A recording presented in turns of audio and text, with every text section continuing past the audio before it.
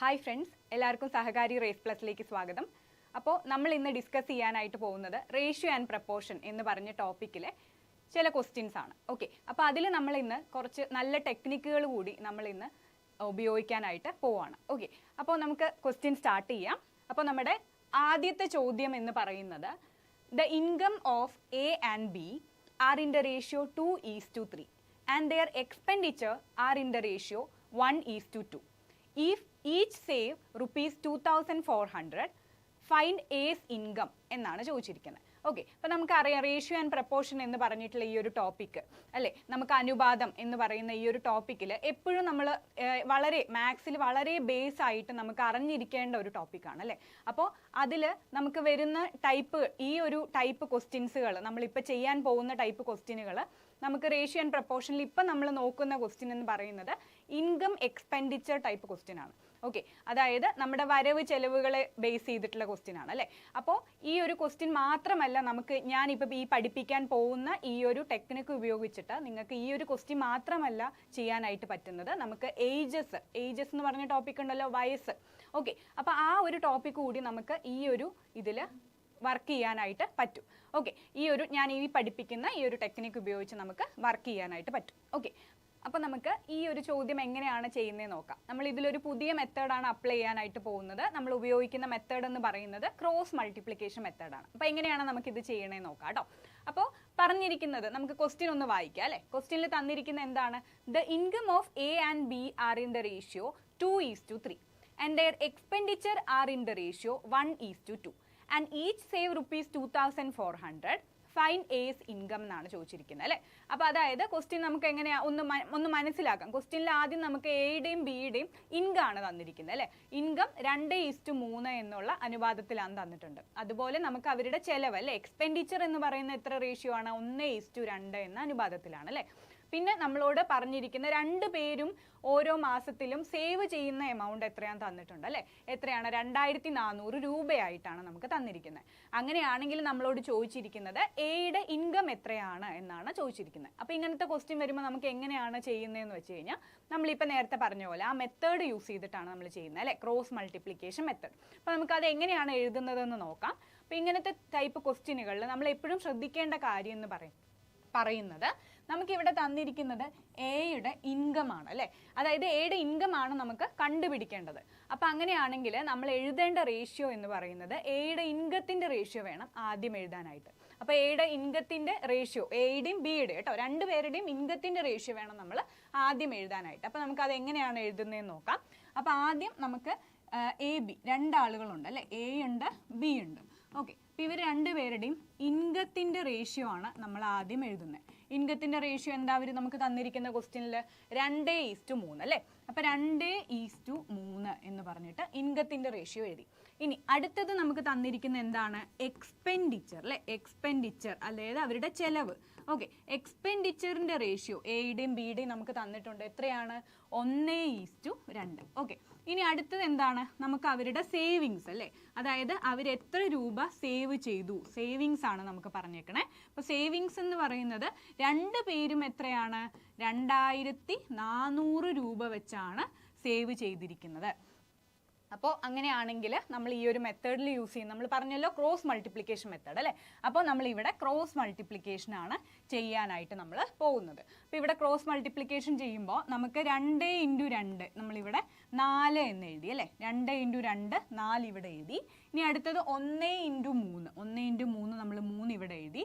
ഇവ തമ്മിലുള്ള വ്യത്യാസം 4ൻ്റെയും 3ൻ്റെയും വ്യത്യാസം എത്രയാണ്? 1 അല്ലേ. അപ്പോൾ നമ്മൾ ആ 1നെ അവിടെ എഴുതി. ഇനി നമുക്ക് അടുത്തതായിട്ട് നമ്മൾ ഈ താഴത്തെ നമ്പറുകൾ തമ്മിലാണ് ക്രോസ് മൾട്ടിപ്ലിക്കേഷൻ ചെയ്യാനായിട്ട് പോകുന്നത്. അപ്പോൾ ഇവിടെ ക്രോസ് മൾട്ടിപ്ലിക്കേഷൻ ചെയ്യുമ്പോൾ നമുക്ക് നോർമലി നമ്മൾ എങ്ങനെയാണ് ഇവിടെ 2:2400 അല്ലേ, 2:2400 എഴുതാം. ഇവിടെ ആണെങ്കിലോ 1:2400 അല്ലേ. അപ്പോൾ അങ്ങനെയാണെങ്കിൽ നമുക്ക് ഈ 2000 ഇവ തമ്മിലുള്ള വ്യത്യാസമാണ് നമുക്ക് എടുക്കേണ്ടത് അല്ലേ. അതായത് ഇവ തമ്മിലുള്ള വ്യത്യാസമാണ് നമുക്ക് എടുക്കേണ്ടത്. അപ്പം അങ്ങനെയാണെങ്കിൽ നമുക്ക് ഈ 2,400നെ രണ്ട് ഭാഗത്തും ഉണ്ടല്ലോ, അതിനെ നമ്മൾ പുറത്തേക്ക് എടുത്തു. പുറത്തേക്ക് എടുക്കുന്ന സമയത്ത് 2 - 1 എന്ന് പറഞ്ഞിട്ട് വരും. അതായത് 2,400 × 1 നമുക്ക് ഫൈനലി എത്ര കിട്ടി?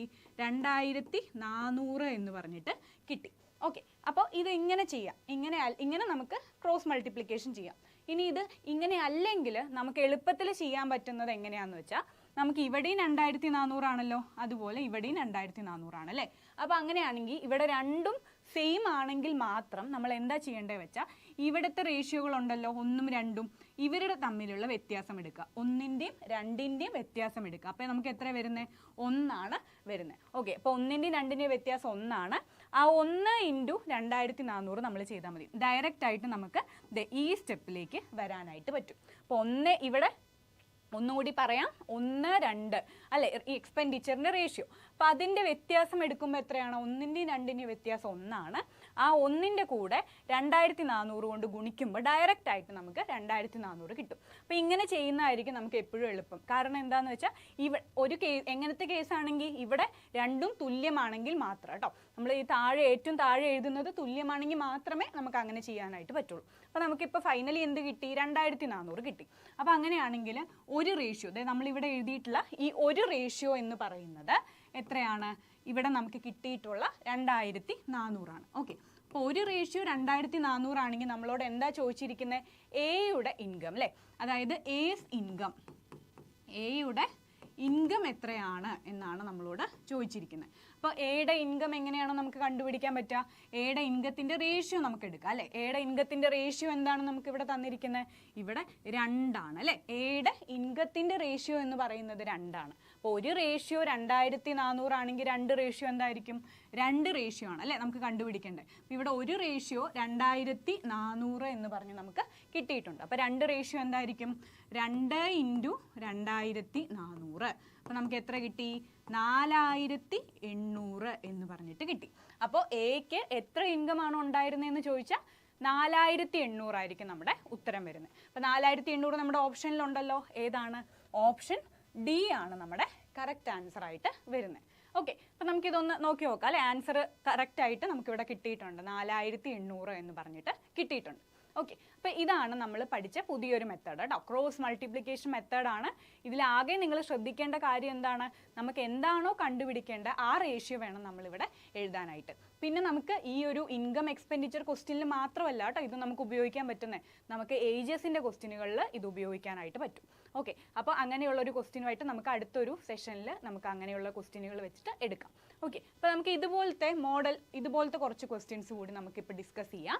അപ്പോൾ നമുക്ക് ഈ ഒരു ക്വസ്റ്റ്യൻ്റെ ഉത്തരം 4800 ആണ് കിട്ടിയിരിക്കുന്നത്. ഇനി ഇതേ ക്വസ്റ്റ്യനിൽ നമ്മളോട് എക്സ്പെൻഡിച്ചർ ആണ് ചോദിച്ചിരുന്നതെങ്കിൽ അതെങ്ങനെയാണ് വരിക നോക്കാം. ഇപ്പം നമ്മൾ നേരത്തെ ക്വസ്റ്റ്യനിലെ എയുടെ ഇൻകം ആണ് നമ്മളോട് ചോദിച്ചിരുന്നത് അല്ലേ. ഇനി അടുത്ത ക്വസ്റ്റ്യനിലെ എയുടെ എക്സ്പെൻഡിച്ചർ ആണ് ചോദിച്ചിരിക്കുന്നത്. ബാക്കി ക്വസ്റ്റ്യനിൽ വ്യത്യാസമൊന്നുമില്ല.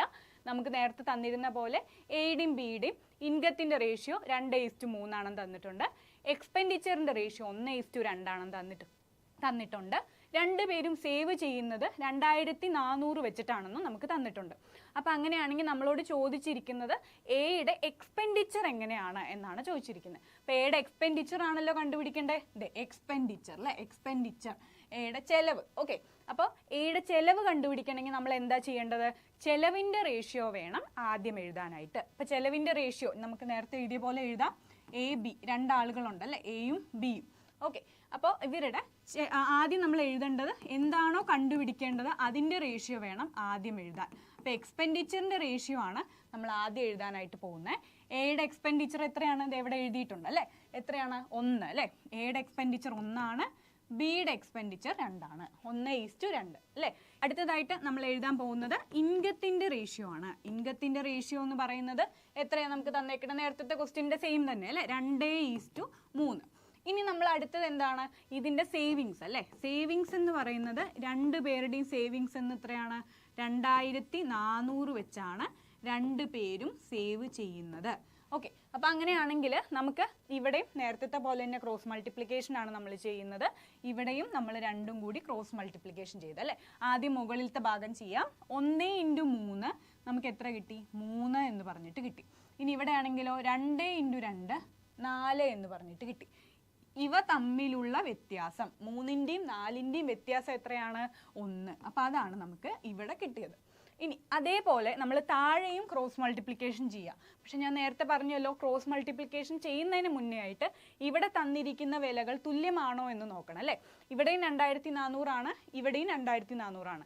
അതായത് എയും ബിയും സേവ് ചെയ്തിരിക്കുന്ന തുക എന്ന് പറയുന്നത് എന്താണ്? തുല്യമാണ് അല്ലേ. അപ്പം അതുകൊണ്ട് തന്നെ നമ്മൾ എന്താണ് ചെയ്യുന്നത്? എളുപ്പമാർഗത്തിൽ ഇവ തമ്മിലുള്ള വ്യത്യാസം, ഇവിടെ എഴുതിയിരിക്കുന്ന ഈ റേഷ്യോകൾ തമ്മിലുള്ള വ്യത്യാസം എടുക്കുക. ഇവിടുത്തെ റേഷ്യോൻ്റെ വ്യത്യാസം എത്രയാണ്? 2, 3 അല്ലേ. 2നും 3നും വ്യത്യാസം എന്താണ്? 1 നമുക്ക് കിട്ടി. ഈ 1നെ 2400 കൊണ്ട് ഗുണിച്ചാൽ മതി. കാരണം 2400 തുല്യമാണ് അല്ലേ. അപ്പം നമുക്ക് കിട്ടുന്നത് എത്രയാണ്? 2400. ഓക്കെ, അപ്പം അങ്ങനെയാണെങ്കിൽ നമുക്കിപ്പോൾ ഇവിടെ ഫൈനലി ഇവിടെ 2400 കിട്ടി. ഈ ഒരു റേഷ്യോയുടെ വില എന്ന് പറയുന്നത് 2400 ആണെങ്കിൽ നമ്മളോട് ചോദിച്ചിരിക്കുന്നത് എന്താണ്? എയുടെ എക്സ്പെൻഡിച്ചർ അല്ലേ. എയുടെ എക്സ്പെൻഡിച്ചർ ആണ് ചോദിച്ചിരിക്കണേ. എയുടെ എക്സ്പെൻഡിച്ചർ ഏതാണ്? ഒരു റേഷ്യോ തന്നെയാണ് അല്ലേ. അപ്പോൾ നമ്മളോട് ചോദിച്ചിരിക്കുന്നത് എയുടെ എക്സ്പെൻഡിച്ചർ ആയതുകൊണ്ട് തന്നെ നമുക്ക് എയുടെ എക്സ്പെൻഡിച്ചറിൻ്റെ റേഷ്യോ 1 ആയതുകൊണ്ട് ഇവിടെ കിട്ടിയിരിക്കുന്ന ഈ വില തന്നെയാണ് നമ്മുടെ ഉത്തരമായിട്ട് വരുന്നത്. അപ്പോൾ നമ്മുടെ ഓപ്ഷനിലുണ്ടല്ലോ, ഏതാ? ഓപ്ഷൻ സി ആണ് ഈ ക്വസ്റ്റിൻ്റെ കറക്റ്റ് ആൻസർ ആയിട്ട് വരുന്നത്.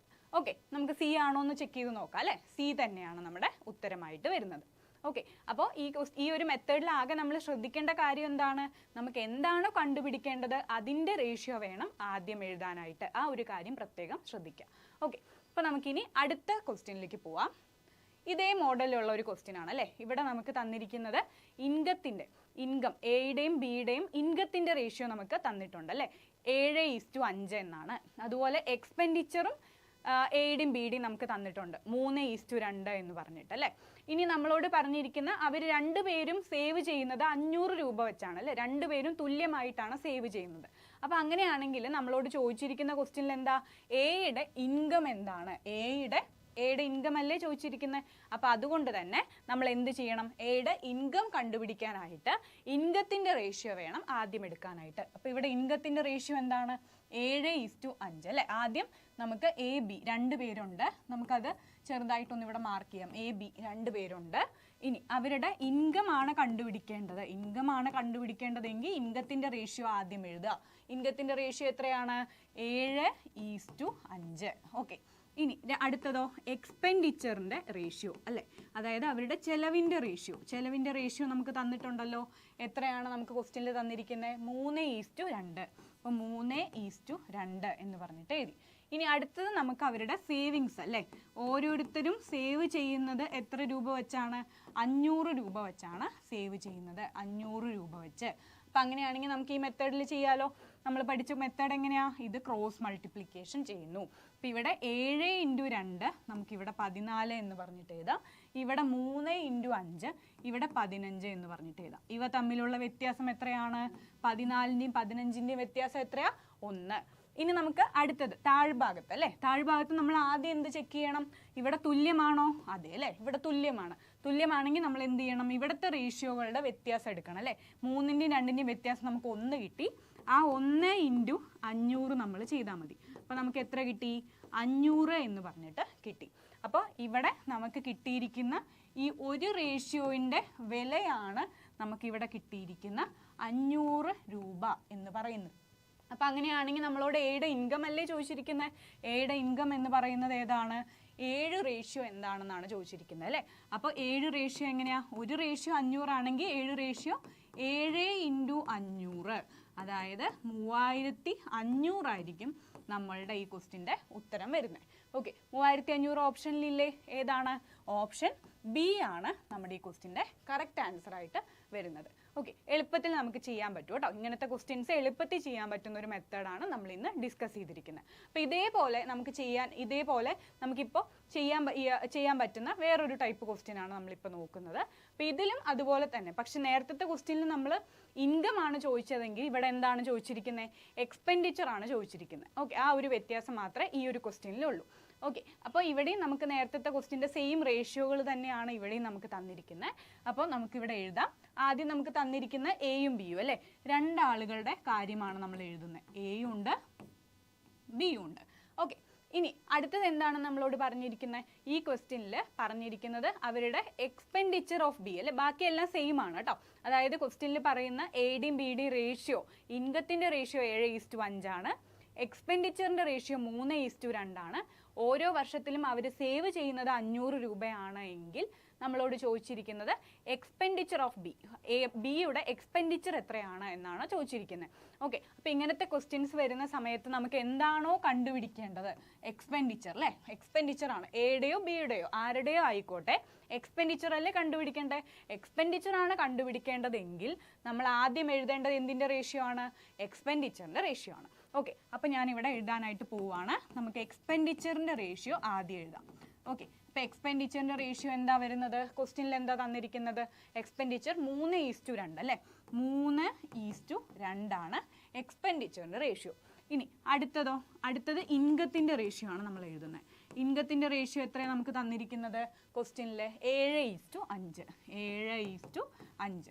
ഇനി ലാസ്റ്റിലോ നമുക്ക് സേവിങ്സ് അല്ലേ, രണ്ടുപേരും സേവ് ചെയ്യുന്നത് എത്ര രൂപ വെച്ചാണ്? സേവിങ്സ് എന്ന് പറയുന്നത് 500 രൂപ വെച്ചാണ് രണ്ടുപേരും സേവ് ചെയ്യുന്നത്. ഓക്കെ, അപ്പം അങ്ങനെയാണെങ്കിൽ നമുക്കിത് ക്രോസ് മൾട്ടിപ്ലിക്കേഷൻ ചെയ്തോടെ എളുപ്പത്തിൽ ചെയ്യാം അല്ലേ. എങ്ങനെയാണ്? 3 × 5 ഇവിടെ 15 എഴുതി. ഇനി ഇവിടെ 7 × 2 ഇവിടെ 14 എഴുതി.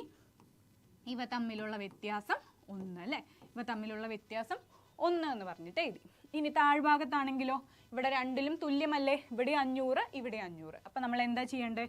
ഇവ തമ്മിലുള്ള വ്യത്യാസം എടുക്കുക. 7ൻ്റെയും 5ൻ്റെയും വ്യത്യാസം എത്രയാണ്? 2 അല്ലേ. ഇനി ആ 2നെ നമ്മൾ എന്ത് ചെയ്യുക? 500 കൊണ്ട് ഗുണിക്കുക. അപ്പോൾ 2നെ 500 കൊണ്ട് ഗുണിക്കുമ്പോൾ എത്രയാണ്? 1000 നമുക്ക് കിട്ടും അല്ലേ, 1000 നമുക്ക് കിട്ടും. ഓക്കെ, ഇപ്പോൾ 2നെ 500 കൊണ്ട് ഗുണിച്ചപ്പോൾ നമുക്ക് 1000 കിട്ടി. ഇപ്പോൾ ഇവിടുത്തെ 1000 അവിടെ നിൽക്കട്ടെ. ഇനി നമ്മൾ നോക്കേണ്ടത് ഇവിടുത്തെ ഈ ഒരു റേഷ്യോ അല്ലെ, ഇവിടെ തന്നിരിക്കുന്ന ഈ ഒരു റേഷ്യോയുടെ വിലയാണ് നമുക്ക് എത്ര കിട്ടിയിരിക്കുന്നത്? 1000 എന്ന് പറഞ്ഞിട്ട് കിട്ടിയിരിക്കുന്നത്. അപ്പോൾ ഒരു റേഷ്യോയുടെ വില 1000 ആണ് അല്ലേ. അപ്പം അങ്ങനെയാണെങ്കിൽ നമുക്ക് ഈ ക്വസ്റ്റ്യനിൽ എന്താ ചോദിച്ചിരിക്കുന്നത്? എക്സ്പെൻഡിച്ചർ ഓഫ് ബി അല്ലേ, ബിയുടെ എക്സ്പെൻഡിച്ചർ ആണ് ചോദിച്ചിരിക്കുന്നത്. ബിയുടെ ചെലവ് എത്രയാണ് എന്നാണ് ചോദിച്ചിരിക്കുന്നത്. അപ്പോൾ ബിയുടെ ചെലവ് കണ്ടുപിടിക്കണമെങ്കിൽ ബിയുടെ എത്രയാണ് റേഷ്യോ എന്ന് നോക്കണം അല്ലേ. അപ്പോൾ ബിയുടെ റേഷ്യോ എന്ന് പറയുന്നത്, ചെലവിൻ്റെ റേഷ്യോയിൽ ബി എത്രയാണ്? 2 റേഷ്യോ ആണ് അല്ലേ ബിക്കുള്ള ചെലവിൻ്റെ റേഷ്യോ വരുന്നത്. അപ്പം അങ്ങനെയാണെങ്കിൽ ഒരു റേഷ്യോ 1000 ആണെങ്കിൽ 2 റേഷ്യോ എന്തായിരിക്കും? 2 × 1000 2000 ആയിരിക്കും നമുക്ക് വരുന്നത്. ഓക്കെ, അപ്പോൾ 2000 ആണ് നമ്മുടെ ഫൈനൽ ആൻസർ ആയിട്ട് വരുന്നത്. നമ്മുടെ ഓപ്ഷനിലുണ്ടോ നോക്കാം. ഓപ്ഷൻ ഏതാ വരുന്നത്? ഓപ്ഷൻ സി ആണ് കറക്റ്റ് ആൻസർ ആയിട്ട് വരുന്നത്. ഓക്കെ, അപ്പോൾ നമ്മുടെ ആൻസർ വരുന്നത് എത്രയാണ്? 2000 ആണ് വരുന്നത്. ഓക്കെ, അപ്പോൾ ഇത് നമ്മൾ പഠിച്ച ഒരു പുതിയ മെത്തേഡാണ്. നിങ്ങൾക്ക് എല്ലാവർക്കും ഇത് ഒരുപാട് യൂസ് ആവുമെന്ന് ഞാൻ വിചാരിക്കുന്നു. അപ്പോൾ നമ്മുടെ ക്ലാസ് കഴിഞ്ഞിരിക്കുകയാണ്. അപ്പോൾ എല്ലാവരും നന്നായിട്ട് തന്നെ പഠിക്കുക. All the best. അപ്പോൾ ഇതുപോലത്തെ കൂടുതൽ ക്വസ്റ്റ്യൻസുകളായിട്ട് നമുക്ക് ഇനിയും വരാം. എല്ലാവരും നന്നായിട്ട് തന്നെ പഠിക്കുക. All the best.